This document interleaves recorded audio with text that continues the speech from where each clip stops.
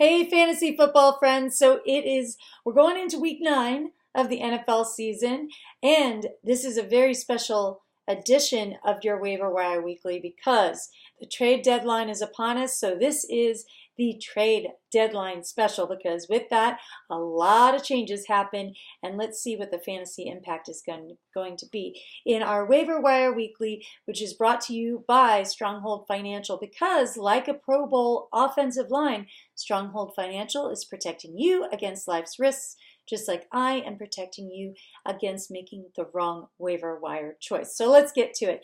Let's talk about our trusts that are going into this week with all of the shakeup with the trade deadline. First trust this week, Courtland Sutton.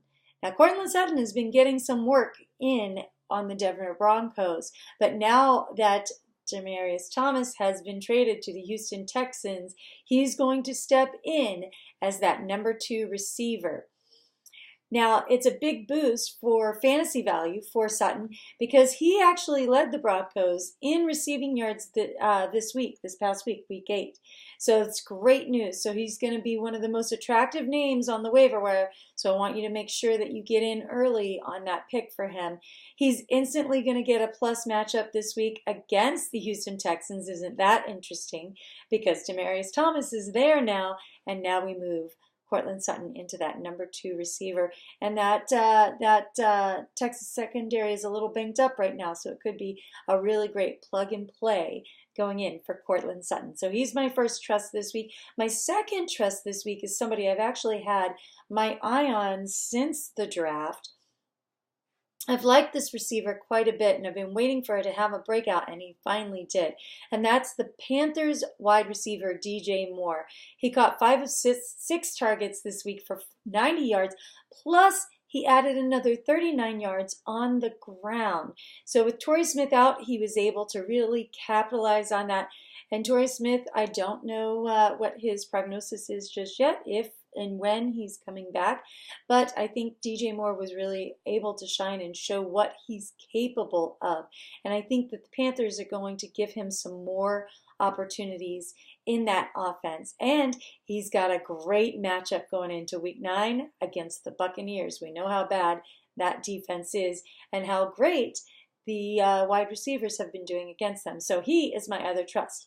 Let's go to our busts now. These are the waiver wire pickups you want to avoid. First one, there's a lot of rumors Terrell Pryor is going to be seen by Buffalo. And so the rumors are Terrell Pryor are in negotiations to sign with the Bills. Now, let's take a look at this. Pryor was released by the Jets just a few weeks ago and was apparently dealing with a groin injury at the time. And through 6 games with the Jets, Pryor had only caught 14 passes for 235 yards. He did get 2 touchdowns out of that, but that's pretty sporadic. The worst news is that he's joining a Buffalo receiving corps that already includes Zay Jones, Kelvin Benjamin, and Andre Holmes, and a Buffalo offense that is averaging about 11 total points per game. It's not a high-scoring offense, not liking it at all for Terrell Pryor, no matter what his other situation is like. So he is a bust for me.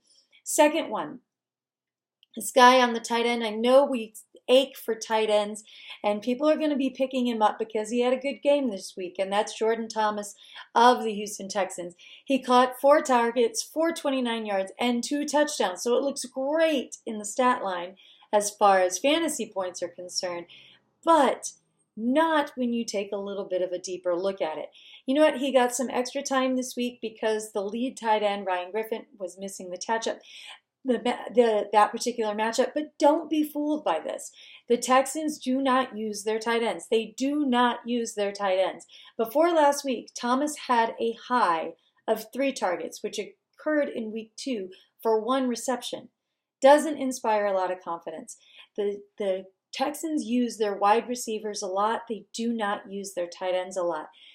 Tight ends targets this year, 49, and 0 touchdowns. Wide receiver targets, 175. So that's not enough usage for me. Don't be fooled by his high fantasy output this week because it's not going to maintain for you. find a different tight end on the waiver wire that's getting a little bit more action. That's it for this week's waiver wires.